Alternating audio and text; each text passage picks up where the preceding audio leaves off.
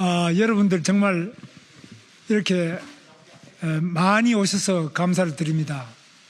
저는 뭐 이렇게 많이 오실 줄 몰랐는데 정말 많은 언론인들께서 이렇게 많이 오신 데 대해서 진심으로 감사를 드립니다.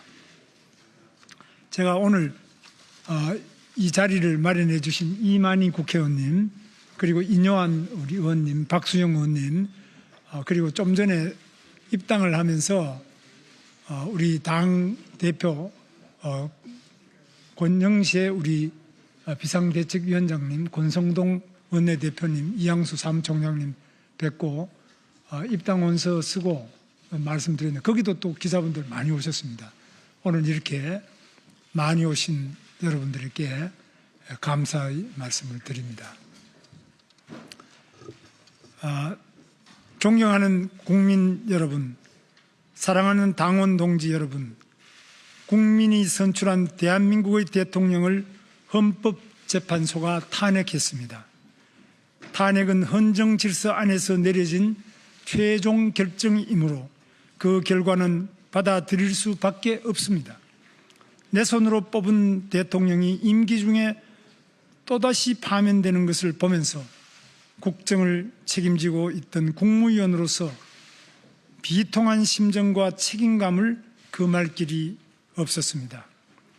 더욱이 추운 겨울날 광장에서 싸워온 많은 당원 동지와 국민 여러분께서 낙담하시는 모습을 보면서 제 가슴은 무너져 내렸습니다. 그래도 여기서 멈출 수는 없습니다. 다시 싸워서 승리합시다. 무기력한 당과 위기의 대한민국을 바꾸는데 함께 나아갑시다.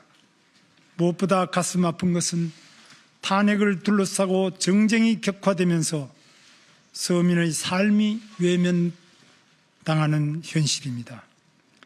폐허 위에도 꽃은 피어납니다. 화마가 핥히고 간 산골짜기에도 희망의 새싹이 돋아나고 있습니다.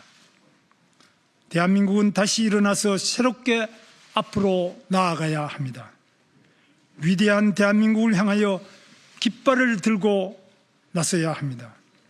탄핵 국면에서 많은 국민 여러분께서 저 김문수에 대해 지지와 격려를 보내주셨습니다. 얼마나 사람의 목이 마르시면 저에게까지 기대를 하시나 하는 안타까움으로 가슴을 쳤습니다. 이제는 저에게 내려진 국민의 뜻을 받들기로 했습니다. 저 김문수 새롭게 앞으로 나아가며 대한민국을 다시 위대하게 만들어갈 각오로 제21대 대통령 선거에 출마하겠습니다. 존경하는 국민 여러분, 저 김문수는 한때 혁명을 통해 노동자와 빈민들이 잘 사는 세상을 만들겠다는 꿈을 꾼 적도 있습니다. 감옥 안에서도 자본주의는 실패할 것이라 믿었지만 시장 경제는 역동적으로 발전했고 한국은 산업화와 민주화를 동시에 달성했습니다. 제 나이 40살이 되어서야 공산국가들이 붕괴되는 것을 보고 혁명가의 길을 포기했습니다. 현실 정치를 통해 국민 모두가 행복한 나라를 만들어 보겠다는 새로운 꿈을 키웠습니다. 1994년 집권 여당에 입당한 이래 3선 국회의원, 재선 경기도지사를 지냈고 2022년 이래 경제사회노동위원회 위원장과 고용노동부 장관으로 일했습니다. 정치 일선에서 저는 자유민주주의와 시장경제를 지키려고 앞장섰습니다. 120만 평에 이르는 세계 제1의 평택 삼성 반도체 단지를 유치했고 전 국민이 이용하는 수도권 광역교통 환승 시스템을 완성하고 세계인이 부러워하는 GTX를 건설했습니다. 결식아동 지원과 무한돌봄 사업으로 서민의 삶을 돌봤고 노동약자 보호에 헌신했습니다. 그러면서도 이 땅의 좌파들이 반미를 민족주의로 포장하고 사회주의를 보편적 복지로 현금살포 포퓰리즘을 경제 살리기로 둔갑시킬 때 저 김문수는 앞장서 싸웠습니다. 그것이 나라를 구하는 길이었기 때문입니다. 존경하는 국민 여러분, 우리는 분단과 전쟁의 폐허 위에 한강의 기적을 만들었습니다. 가난과 절망을 극복하고 희망과 미래를 만든 위대하고 자랑스러운 우리 대한민국 역사입니다. 우리는 유능하고 저력이 있는 대한민국 국민입니다. 그러나 우리의 앞의 현실은 녹록지 않습니다. 서민 경제가 많이 어렵습니다. 트럼프 행정부의 관세 전쟁과 글로벌 공급망 재편, 미중 패권 경쟁, 북핵 위협 등 대외적인 어려움도 가중되고 있습니다. 저 김문수는 삼성전자를 유치해 봤고 GTX를 건설해 봤습니다. 제가 나서면 위대한 대한민국으로 만들 수 있습니다.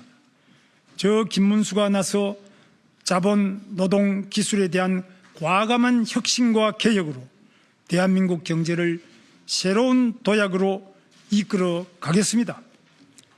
활기찬 경제, 행복한 대한민국을 반드시 만들겠습니다.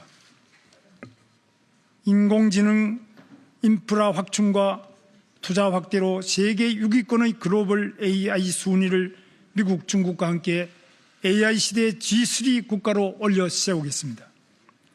벤처 스타트업에 과감하게 투자하고 금융 규제를 혁신해서 대한민국을 세계 최고의 기업가 정신이 살아 숨쉬는 나라로 만들겠습니다. 첨단 산업을 지방에 유치하고 광역경제권의 중심지로 만들겠습니다. 지방의 교육, 문화, 의료 혁신을 통해 균형 발전을 이루고 균형 발전을 통해 저출산 고령화 문제를 해결하겠습니다. 사교육비 부담을 줄이기 위해 AI 기반의 맞춤형 학습 시스템을 도입하며 누구에게나 공정한 교육 기회를 보장하겠습니다. 국민연금 제도를 다시 개혁해서 아버지 세대의 부담을 청년들에게 떠넘기지 않겠습니다. 국민에게 불편을 안겨준 의료개혁 문제는 원점에서 재검토해서 완벽하게 해결하겠습니다. 실업급여 확대, 근로장려금 강화, 기초생활보장 확대로 사회적 약자를 보살피겠습니다. 청년 창업을 돕기 위해 창업보조금, 세제 혜택, 창업교육을 확대하고 여성이 경력단절 없이 일할 수 있도록 유연근무제와 육아 지원을 대폭 확대하겠습니다. 북한의 핵 위협에 대처하여 핵연료 재처리 능력을 갖추고 핵추진 잠수함을 개발해서 자유와 인권을 수호하는 글로벌 리더가 되겠습니다. 트럼프 행정부와 방위비 분담 문제, 핵연료 재처리 문제를 포괄적으로 협상해서 한미동맹을 든든하게 하고 국민 안전을 확보하겠습니다. 탄핵 이후 87년 체제를 극복하기 위해 개헌 논의가 만발하고 있습니다. 저 김문수는 대통령 직선제를 쟁취하기 위해 감옥까지 갔다 온 사람입니다. 대통령 직선제를 유지하면서 국민의 여망을 한데 모으는 개헌은 제가 적극 추진하겠습니다. 대한민국의 정체성을 바로 세우겠습니다. 존경하는 국민 여러분, 대한민국 헌법 제1조는 대한민국은 민주공화국이다라고 규정하고 있습니다. 대한민국 성공 스토리는 바로 자유민주주의에 있습니다. 자유민주주의를 채택한 대한민국은 굳건한 한미동맹으로 안전을 보장받으며 산업화와 민주화를 동시에 성공시킨 기적을 이룩했습니다. 이제는 선진국의 반열에 이르렀고 일본을 넘어서고 있습니다. 반면 서울에서 1시간 거리의 휴전선 이북에는 김씨 세스방조가 사회주의를 채택해서 호전적인 세계 최빈국을 만들고 말았습니다. 그럼에도 불구하고 민중민주주의 깃발 아래 친북, 반미, 반중, 반기업 정책만을 고집하며 자유민주주의를 부정하고 나라의 근간을 뒤흔드는 세력이 우리 사회에 아직도 잔존하고 있습니다. 중국의 안보, 경제적 위협도 현실화하고 있습니다. 대한민국의 위대한 성취를 부정하는 세력들과는 맞서 싸워야 하고 이겨내야 합니다. 체제 전쟁을 벌이며 국가 정체성을 무너뜨리려는 세력에는 물러서지 않겠습니다. 저 김문수는 자유민주주의 대한민국의 정체성을 바로 세우고 대한민국을 더욱 위대하게 만들어 갈 것을 다짐합니다. 저 김문수는 일생을 통해 약자를 보살피는 삶을 살아왔습니다. 가장 낮은 곳에서 가장 뜨겁게 일해왔습니다. 제 스스로 깨끗해야 남 앞에 설 수 있다는 신념으로 부정한 돈을 받아본 적이 없습니다. 차라리 굶어 죽더라도 남의 돈을 탐내본 적이 없습니다. 삼선 국회의원과 2번의 경기도지사 재임과 장관직을 지냈지만 제 재산이라고는 서울 관악구 봉천동의 24평 국민주택 아파트 한 채와 약간의 예금이 전부입니다. 좋은 지도자가 좋은 정책을 만듭니다. 부패한 지도자는 나쁜 정책을 만들어 나라를 망치고 맙니다. 세월이 바뀌었는지 요즘은 부패한 정치인이 오히려 큰 소리치는 시대가 되고 말았습니다. 부패한 공직자는 엄벌에 처해야 합니다. 권력을 쥔 정치인들의 부패는 더 엄하게 다루고 도려내야 합니다. 12가지 죄목으로 재판받고 있는 피고인 이재명을 상대하기에는 가진 것 없는 깨끗한 손 이 김문수가 제격이 아니겠습니까? 돈 문제로 검찰에 불려갈 일이 없는 저 김문수만이 할 수 있습니다. 거짓말하지 않는 저 김문수만이 할 수 있습니다. 제대로 싸우는 저 김문수만이 할 수 있습니다. 거짓과 감언 이설로 대한민국을 혼란과 파벌로 몰고 갈 이재명의 민주당은 저 김문수가 확실히 바로 잡겠습니다. 존경하는 국민 여러분, 지금 대한민국은 근래에 경험해보지 못한 혼란에 빠져 있습니다. 탄핵 이후 국민 여러분들께서는 더 큰 걱정을 하고 계십니다. 그러면서도 과거의 허물을 벗고 새롭게 앞으로 나아가기를 기대하고 계십니다. 대통합이든 대연정이든 나라가 잘 되는 일은 무엇이든 해야 합니다. 저 김문수는 성실하고 순수한 삶을 살려고 노력해 왔습니다. 이제 제가 나서 새로운 전진을 시작하겠습니다. 모두 함께 새롭게 앞으로 나아갑시다. 우리 청년들 앞으로 좀 나오시죠. 같이 우리 손잡고 하면. 자, 함께 힘을 합쳐 위대한 대한민국을 만들어 갑시다. 다시 위대한 대한민국. 저 김문수와 함께 뜁시다. 감사합니다. 여러 가지 윤석열 대통령의 정책 중에서 저희들이 다시 재검토를 전부 해서 이어갈 수 있는 것은 이어가고 또 부족한 부분은 보충하고 또 잘못된 것은 고치고 그렇게 해야 될 부분이 있다고 생각합니다. 오늘 탄핵 받아들인다고 하셨는데 12만 비상계엄 위헌인지 아닌지에 대한 장관님의 명확한 생각 이 자리에서 좀 밝혀주시기 부탁드리고요. 관련해서 이철걸 전 대통령 당에서 출당이나 내면을 해야 된다고 보시는지 궁금합니다.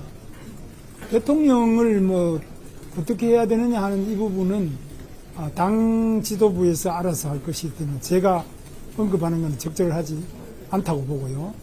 윤석열 대통령의 비상계엄이 위헌이냐 위법이냐 이 부분은 위법한 부분에 대해서는 지금 재판이 진행 중에 있는 거로 그렇게 돼 있죠. 그 위헌이냐 하는 부분은 그 비상계엄 자체가 위헌이다는 건 아니고 그 방식이나 이런 것이 위헌이다라는 판단이 헌법재판소에서 났죠. 그렇기 때문에 일단 윤석열 대통령께서 지난번에 하신 그 비상계엄은 위헌이라는 헌법재판소의 판결이 맞습니다. 네, 마무리하겠습니다. 네, 마무리하겠습니다. 네, 감사합니다. 뭐 하나 더 받죠. 하나만 저 지금 현충원에 하나만 더 받죠. 이러시면 안 돼요. 하나만 더 받아. 하나만 더. 네, 장관님, 실질적으로 지금 예. 우리 당내에서 강성 보수와 그리고 외연 확장을 요구하는 후보들이 나와 있습니다. 그 중에서 우리 장관님께서 더 경쟁력이 있다는 거에 대해서 많은 분들이 의심하고 있는데 좀 앞으로 본선에서 이재명 대표와 맞설 수 있다라는 좀 강점에 대해서 말씀 부탁드리고요. 어제 홍준표 시장이 우리 장관님을 보고 아랍의 무슨 탈레반에 비유해서 이렇게 얘기하셨는데 그 부분에 대해서 좀 말씀 좀 부탁드리겠습니다. 홍준표 우리 시장님은 제가 잘 아는 15대부터 저희 동료고 또 제가 잘 아는 분입니다. 그 홍준표 시장님 말씀은 나름대로의 그 의미가 있는 말씀을 하셨다고 보는데 저도 그걸 잘 생각해 보기도 하고 또 평소에 우리가 뭐 가깝게 이런 지내는 관계입니다. 그런 부분에 대해서는 뭐 크게 여러분들께서 봐주시기 바라고 그 다음에 첫 번째의 중도 확장성이다 뭐 어떻게 앞으로 해나가겠냐 이런 부분에 대해서는 제가 살아온 길을 보시면은 저보다도 더 좌와 우와 중도와 이 모든 것을 삶 속에서 치열하게 살아왔고 또 같이 안아왔고 또 같이 통합해 본 사람이 있습니까? 지금 현존하는 정치인 중에 있습니까? 저는 그걸 묻고 싶습니다. 저보다 더 누가 과연 가장 어려운 약자를 돌보는지. 저는 뭐 고용노동부 장관 또 취임 1성이 일하고도 돈 못 받는 체불임금부터 청산해라. 집에 있는 사람 무조건 25만 원 준다는 그 돈이 만약 국가에 돈이 있다면 자기가 땀 흘려서 일한 사람이 아직 자기 일한 임금을 못 받고 있는 이 체불임금부터 국회의원들이 왜 말하지 않느냐. 그 이유는 표가 적기 때문에. 그렇지 않습니까?